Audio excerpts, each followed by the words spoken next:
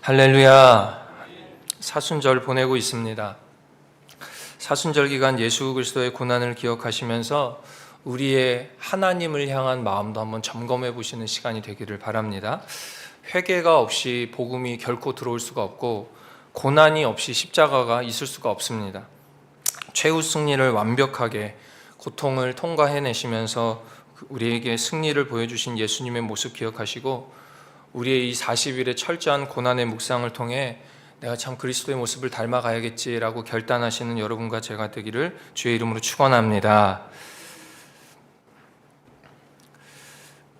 그 아멘을 안 하면 제가 이제 광림교회에 와서 되게 감동받은 것 중에 하나가 뭐냐면요, 이렇게 찬송을 부르다가 이게 앞에서 부르던 사람 목이 맬 때가 있잖아요. 그래서 이렇게 찬송을 부르다가 딱 찬송을 멈추면 우리 광림교회 성도님들은 더 크게 불러주시는 거예요.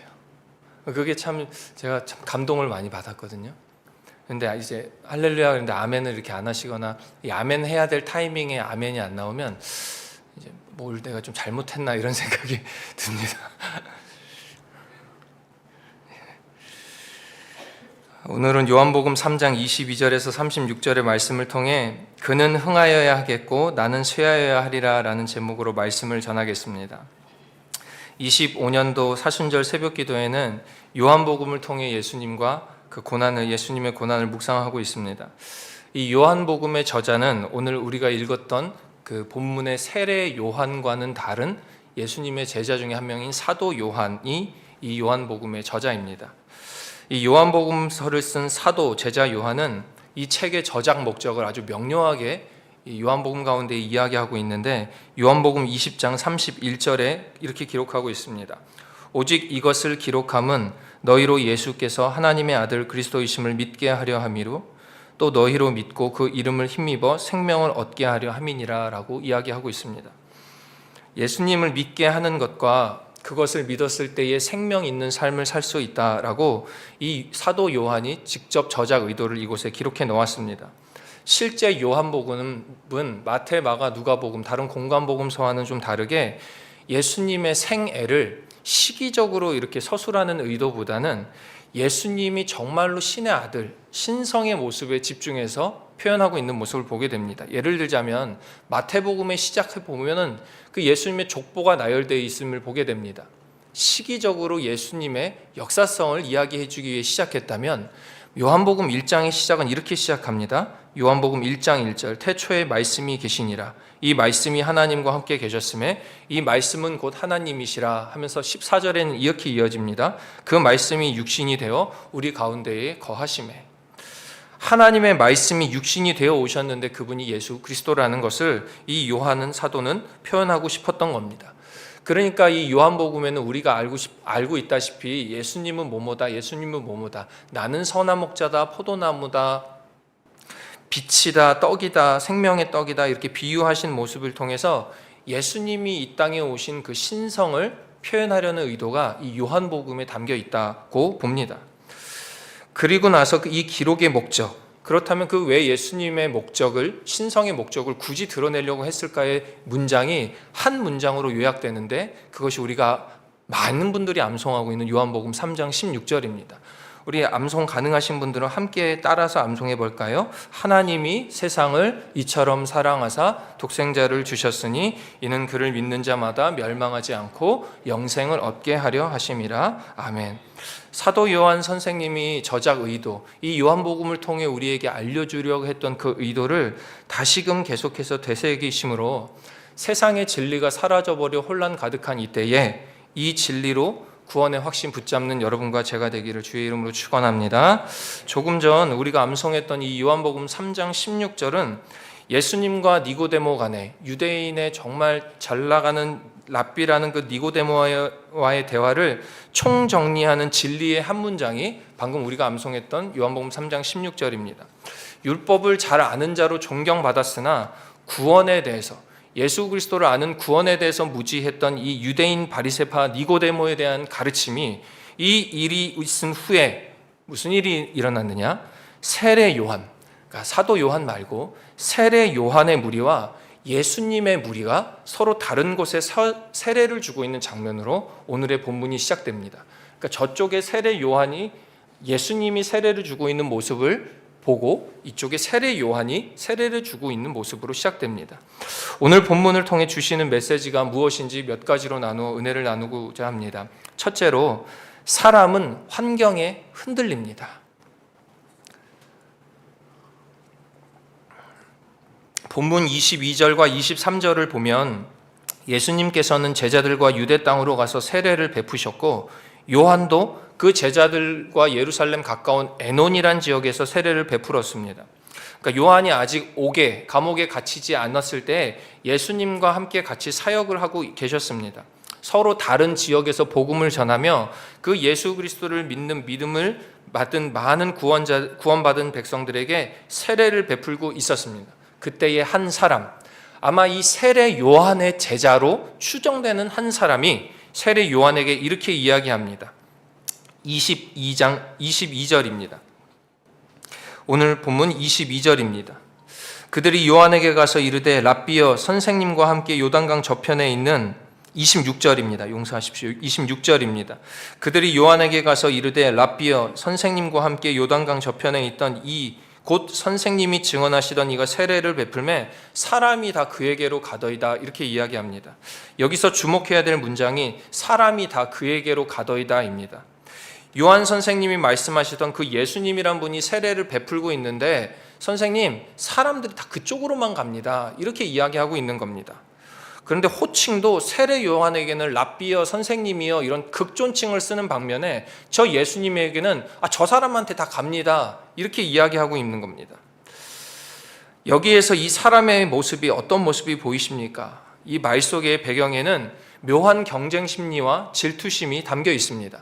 그러니까 세례 요한을 내 선생님이라고 랍비라고 모셨는데 저 예수님에게 우리 사람 빼앗기는 것 같은 마음이 이 사람에게 들었다는 것입니다.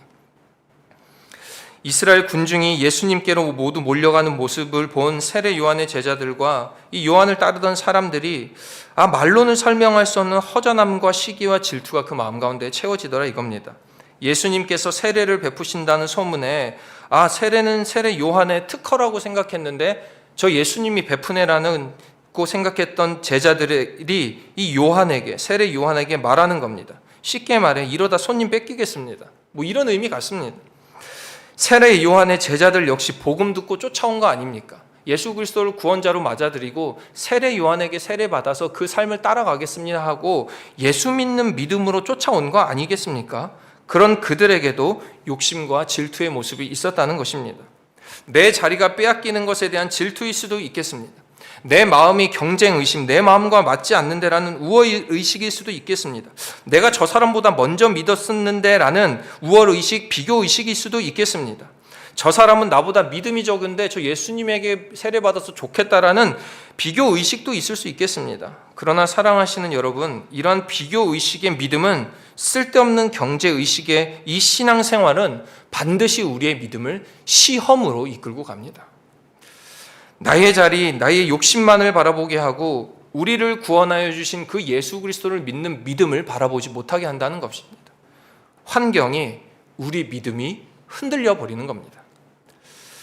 이러한 상황에서 그래도 세례 요한은 뭐가 좀 달랐습니다.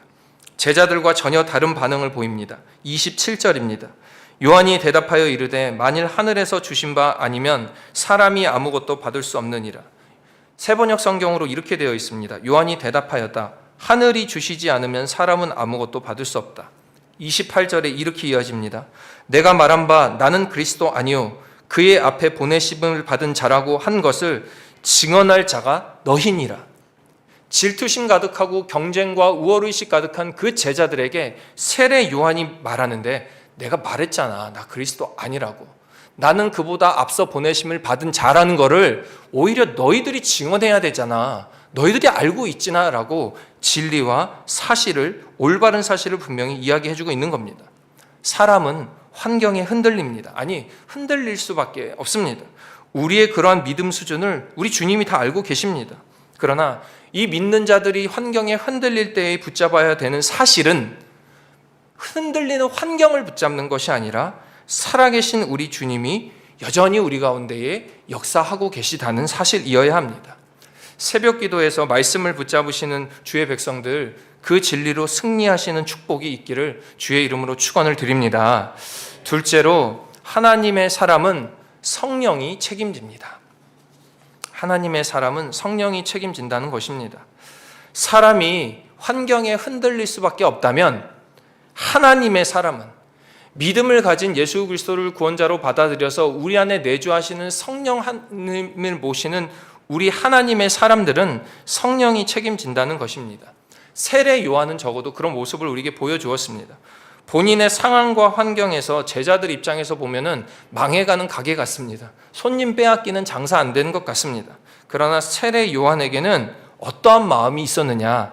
29절입니다. 신부를 취하는 자는 신랑이 나서서 신랑의 음성을 듣는 친구가 크게 기뻐하나니 나는 이러한 기쁨으로 충만하였노라. 신부는 구원받은 백성들이고 신랑은 예수님입니다. 그리고 세례 요한은 자기를 신랑 음성 듣는 친구로 비유합니다. 이것은 당시 들러리 문화를 빗대어 이야기한 건데, 결국 혼인잔치의 주인공은 신부와 신랑이고 자기는 신랑을 안내하는 친구일 뿐이다 라고 이야기하는 것입니다. 그런데 그 신랑을 안내하는 들러리 역할을 하는 것만으로도 그 마음이 어떻냐면 크게 기뻐한다 라고 고백하고 있는 것입니다. 들러리이지만 돋보이는 것이 내가 아닌 것 같지만 예수님의 구원 사역으로 수많은 주의 백성들이 구원을 얻어가는 것, 주님을 알아가고 영생을 얻어가는 것만으로도, 그 기쁨 충만함을 많은 사람들이 누리고 있는 것만으로도 내 안에 기쁨이 충만하다라고, 이것이 세례 요한의 마음이자 하나님의 사람의 모습인 것입니다. 많은 신앙인들이 이것을 놓치고 삽니다. 직책을 얻어야, 사람들이 많이 몰려야, 막 부흥이라는 그런 사람들이 뭐가 많아야 뭔가 성공한 것 같고 그것이 축복의 열매로 여길 때가 많이 있습니다. 이것도 사실은 틀린 말은 아닙니다. 하나님께서는 우리에게 어마어마한 축복을 내 잔이 넘치도록 주시기를 원하고 계십니다. 그러나 그 열매가 있어야만이 나의 삶의 믿음의 축복이 있구나라고 착각할 때가 있다는 것입니다. 그러나 오늘 하나님의 사람 세례 요한은 그 세상의 기준과는 완전히 다른 역설의 은혜를 보여줍니다. 어떻게 그게 가능할까요? 이 사도 요한은 친절하게 이 세례 요한의 모습을 통해 그 답까지도 이 본문 가운데 설명해 주고 있는데 34절입니다. 34절에 하나님이 보내신 이는 하나님의 말씀을 하나니 이는 하나님이 성령을 한량 없이 주심이니라. 하나님의 사람은 하나님의 말을 하는데 성령이 한량 없이 그 가운데에 역사하시고 주관하여 주신다는 것입니다. 구원의 확신으로 예수 그리스도의 인치심을 받은 사람은 성령의 인도하심을 받는 사람일 뿐만이 아니라 그 삶을 기쁨으로, 성령으로 말미암아 삶의 기쁨으로 채워주신다는 것을 믿으시기를 바랍니다. 사도 바울의 삶은 전도와 고난뿐이었습니다. 사도 바울의 삶은 전도와 고난, 환경뿐이었다는 겁니다. 편하게 로마의 시민권자로서 유능하고 부유하게 살 수 있었던 그 편안함이 예수 그리스도를 만난 후부터 고난길이었습니다. 그런데 이것은 사람의 시선으로 볼 때입니다. 그러나 사도 바울은 그 고난 중에도, 자신의 육신의 가시 중에도 내 은혜가 내게 충분하다, 은혜가 내게 족하다라는 고백을 하나님께 올려드리며 그 복음을 전하는 모습을 보게 됩니다. 이것이 성령이 책임지시는 인생이요, 이 사순절을 보내는 여러분과 저의 삶이 되기를 간절히 축원을 드립니다. 끝으로 나는 쇠하나 그가 흥함이 기쁨입니다. 나는 쇠하나 그가 흥함이 기쁨입니다.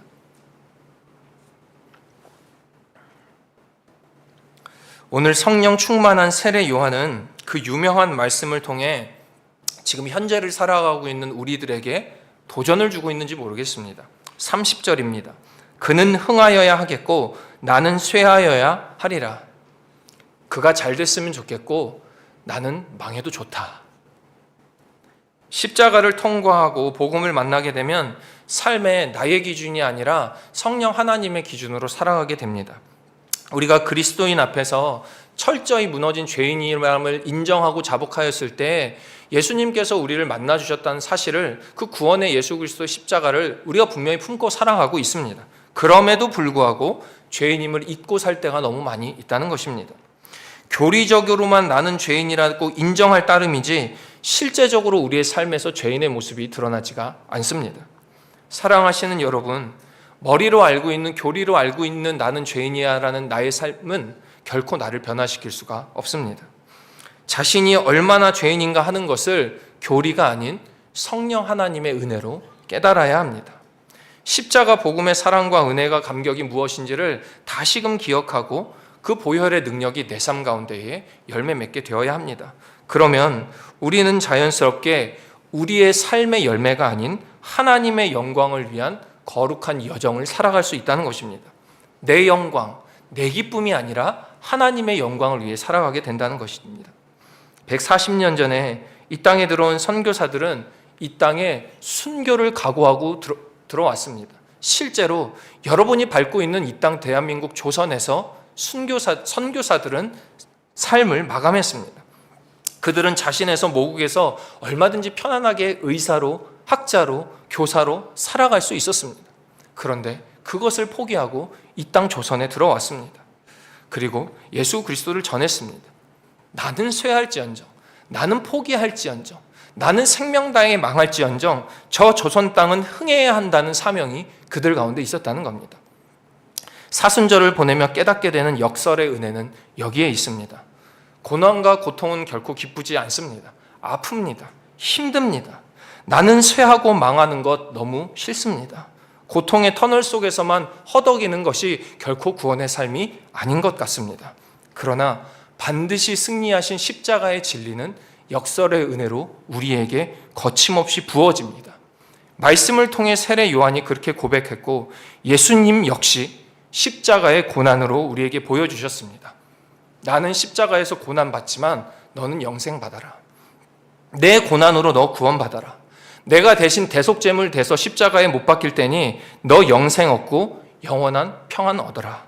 그 복음이 우리 안에 성령 충만함이 있을 때에 영원한 약속으로 있게 되는 것입니다.